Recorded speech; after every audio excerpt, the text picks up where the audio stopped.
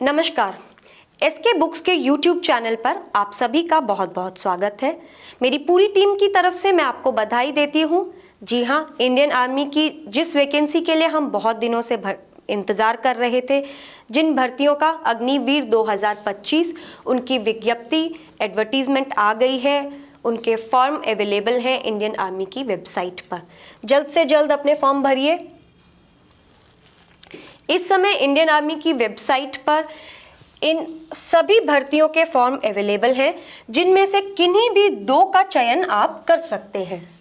जिसकी भी क्वालिफिकेशंस आप क्लियर कर रहे हैं, उन दो के लिए आप फॉर्म भर सकते हैं। अगर आपने अपना फॉर्म नहीं भरा है तो जल्दी से जल्दी भरिए। इस वीडियो में मैं Agniveer general duty, Agniveer GD से रिलेटेड आपकी सभी उलझनें सुलझाने की कोशिश करूंगी। देखिए, अग्निवीर को 4 साल की नौकरी मानकर अपना मनोबल कम ना होने दीजिए। देश की सेवा करके लौटने वाले अग्निवीरों को घर में खाली बिठाने का हमारी सरकार का कोई इरादा नहीं है। केंद्र सरकार ने सीआईएसएफ, सीआरपीएफ के अलावा सभी पैरामिलिट्री फोर्सेस में अग्निवीरों के लिए रिजर्वेशन दिया है। स्टेट गवर्नमेंट्स भी अग्निवीरों के लिए रिजर्वेशन दे रही है। ग्रुप डी और सी के साथ साथ ग्रुप बी की नौकरियों में भी अग्निवीरों को रिजर्वेशन देने की चर्चा चल रही है। इस कड़ी में हरियाणा सरकार पहली सरकार है जो नायब तहसीलदार की नौकरी में अग्निवीर को रिजर्वेशन दे रही है। देखिए, www.joinindianarmy.nic.in के ऊपर जीडी के फॉर्म्स अवेलेबल हैं, जिनको आप जल्दी से जल्दी भरिए। रजिस्ट्रेशन 12 मार्च से शुरू हो गया है और 10 अप्रैल 2025 तक चल रहा है। 10 अप्रैल इसकी आखिरी तारीख है, जिसका हमें फॉर्म भरने के लिए बिल्कुल भी इंतज़ार नहीं करना है। जल्दी से जल्दी अपना फॉर्म भरना है, क्योंकि बहुत बार हम आखिरी तारीख के लंबे समय के इंतज़ार में बैठे रहते हैं और वो समय निकल जाता है। ऐसा भी हो सकता है आप आखिरी दिन का इंतज़ार कर रहे हैं, जिस दिन आप फॉर्म भरने बैठे आपका कोई डॉक्यूमेंट नहीं मिला, या साइट डाउन हो गई, या इंटरनेट स्लो था, किसी कारण से हम फॉर्म नहीं भर पाए, तो हम एक बहुत अच्छी अपॉर्चुनिटी को खो देंगे। डिस्क्रिप्शन बॉक्स में फॉर्म भरने की सभी डिटेल्स अवेलेबल हैं। एग्ज़ाम की डेट जून में है। एग्जैक्ट डेट अभी हमें नहीं दी गई है, लेकिन हम मानकर चलते हैं क्योंकि टेंटेटिव जून है तो एग्ज़ाम जून में ही होगा। आगे बढ़ते हैं। फॉर्म भरने के लिए आपको क्या क्या एलिजिबिलिटी क्राइटेरिया चाहिए। आप फॉर्म भरने के लिए पहली चीज़ है एज, आपकी उम्र, जो लगभग 17.5 से 21 वर्ष होनी चाहिए। लगभग को श्योर करने के लिए मैं आपको समझाती हूँ कि आपके बर्थ सर्टिफिकेट में आपकी जो डेट ऑफ बर्थ है, आपका बर्थडे 1 अक्टूबर 2004 से लेकर 1 अप्रैल 2008 के बीच में होना चाहिए। 1 अक्टूबर 2004 से लेकर 1 अप्रैल 2008 के बीच में ही आपका बर्थडे होना चाहिए, तभी आप फॉर्म भर सकते हैं। अगर आप इससे छोटे या बड़े हैं तो आप अग्निवीर जीडी का फॉर्म नहीं भर सकते हैं। इसके बाद आते हैं फिजिकल स्टैंडर्ड्स की तरफ। आपका वजन, आपकी हाइट, आपका शारीरिक मापदंड। आपकी हाइट कम से कम 170 सेंटीमीटर होनी चाहिए। ये ज़्यादा से ज़्यादा नहीं, ये कम से कम है। इससे ज़्यादा आपकी हाइट हो सकती है, इससे कम नहीं हो सकती। आपकी चेस्ट 77 सेंटीमीटर होनी चाहिए और फुलाने पर वो 5 सेंटीमीटर होनी चाहिए चेस्ट की फुलावट। वज़न हाइट के प्रोपोर्शन में होना चाहिए। इन स्टैंडर्ड्स में भी आपको रिलैक्सेशन मिलता है, जो आपको इंडियन आर्मी की वेबसाइट पर देखकर पता चल जाएगा। अगर आप किसी ट्राइबल एरिया से हैं तो आपको हाइट का और वेट का रिलैक्सेशन दिया जाता है। आगे चलते हैं आपकी एजुकेशनल क्वालिफिकेशन की तरफ, यानी आपकी शिक्षा की तरफ। आपकी शिक्षा कम से कम 10वीं पास आप होने चाहिए जीडी का फॉर्म भरने के लिए, या आप 10वीं के पेपर दे रहे होने चाहिए। 10वीं पास या अपीयरिंग। जो इस बार 10वीं का पेपर देने वाले हैं वो बच्चे भी फॉर्म भर सकते हैं, और जो दे चुके हैं उन्हें 5 सब्जेक्ट्स में कम से कम 33% हर सब्जेक्ट के अंदर चाहिए और उनका एवरेज औसत मार्क्स, एग्रीगेट मार्क्स कम से कम 45% होना चाहिए। पांचों का एवरेज आपका 45% और हर सब्जेक्ट में आपको 33% मार्क्स चाहिए हैं।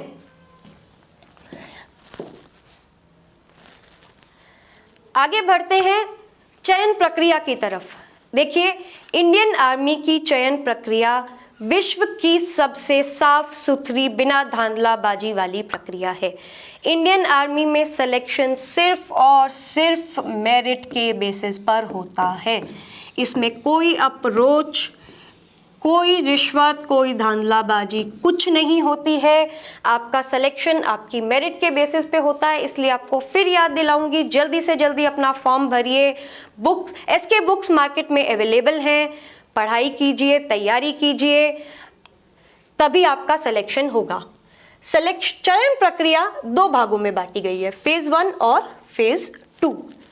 फेज 1 है जिसको हम रिटन टेस्ट के नाम से जानते हैं, CEE कॉमन एंट्रेंस एग्जाम, जो कि हम रिटन टेस्ट के नाम से जानते हैं। इसकी सभी बुक्स आपके लिए मार्केट में अवेलेबल हैं, ऑनलाइन भी अवेलेबल हैं, आप ऑनलाइन भी खरीद सकते हैं।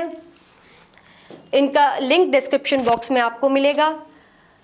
जब आप इस एग्ज़ाम को पास कर लेते हैं, उसके बाद आपके दूसरा चरण शुरू होता है।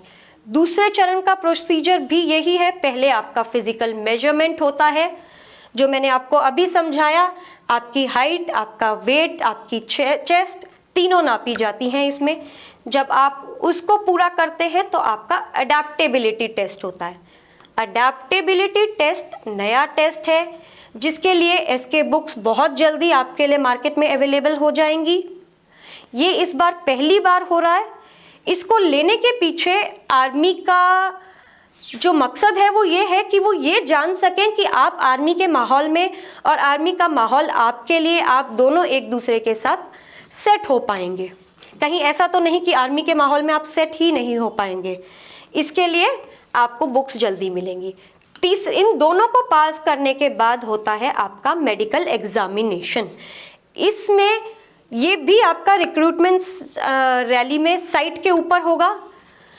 आर्मी के डॉक्टर्स आपका टेस्ट लेंगे, वो आपकी आई साइट चेक करेंगे, आपकी हेल्थ चेक करेंगे कि आप फिजिकली फिट हैं, आपको कोई तकलीफ तो नहीं है।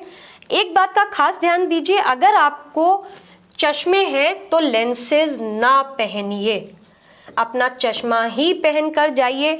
आपकी आई साइट भी टेस्ट होती है और लेंसेज पहनना स्ट्रिक्टली नॉट अलाउड है।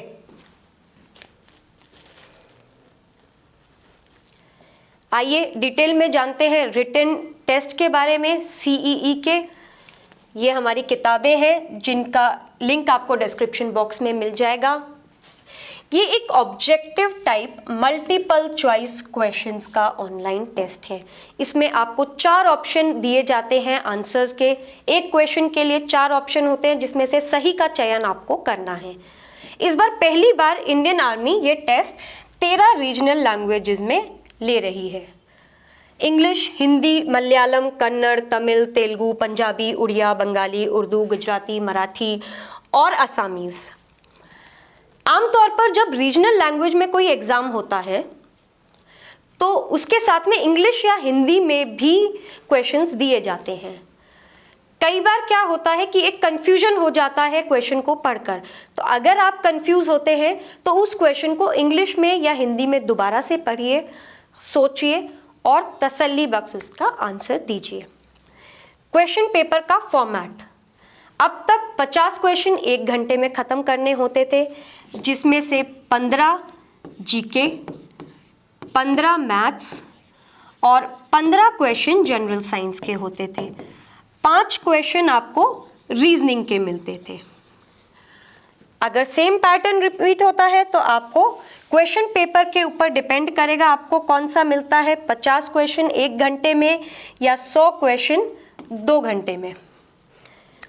हर सही क्वेश्चन के लिए आपको पूरे मार्क्स दिए जाएंगे।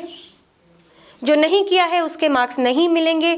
लेकिन गलत आंसर का क्या होगा ये अभी तक कुछ स्पेसिफाई नहीं किया गया है कि नेगेटिव मार्किंग होगी या नहीं। आगे बढ़ते हैं बोनस मार्क्स की तरफ। बोनस मार्क्स आपको दिए जाते हैं, आर्मी का फॉर्म भरने वाले सभी लोग समझते हैं रिलेशन। अगर आप किसी सोल्जर के बेटे हैं जिन्होंने पहले इंडियन आर्मी में काम किया है तो आपको 20 मार्क्स बोनस में मिलते हैं। रिलेशन के बाद आगे बढ़ते हैं स्पोर्ट्समैन की तरफ। रिलेशन के बाद आगे बढ़ते हैं, अगर आप स्पोर्ट्समैन हैं, आप गेम खेलते रहे हैं, आपने अपनी यूनिवर्सिटी को, अपने स्कूल को, अपनी डिस्ट्रिक्ट को रिप्रेजेंट किया है तो भी आपको बोनस मार्क्स मिलते हैं।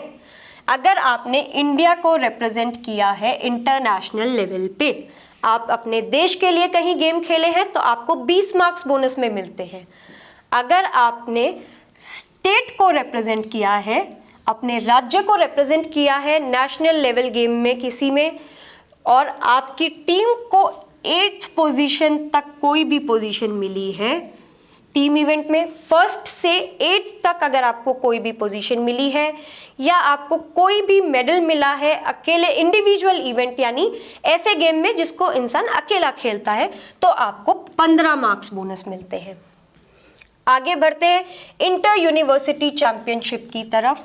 अगर आपने यूनिवर्सिटी चैंपियनशिप में मेडल लिया है या आपकी टीम को 1st से 6th तक, पहली से 6ठी तक कोई भी पोजीशन मिली है तो आपको 10 मार्क्स मिलते हैं। आगे बढ़ते हैं खेलो इंडिया गेम्स की तरफ। अगर आपने खेलो गेम्स इंडिया में पार्टिसिपेट किया है और आपकी टीम को 1st से 6th तक कोई भी पोजीशन मिली है या आपको कोई मेडल मिला है तो आपको 10 मार्क्स मिलते हैं। आगे चलते हैं डिस्ट्रिक्ट या स्टेट लेवल की तरफ।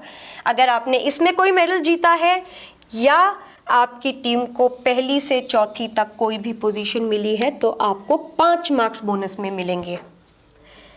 इसके बाद चलते हैं all India school games federation में। अगर आपने किसी भी इवेंट में अगर आपने पार्टिसिपेट किया है तो आपको 5 मार्क्स बोनस मिलते हैं पहली से 6ठी तक की पोजीशन लाने पे या मेडल लाने पे। तो ये हुआ स्पोर्ट्समैन।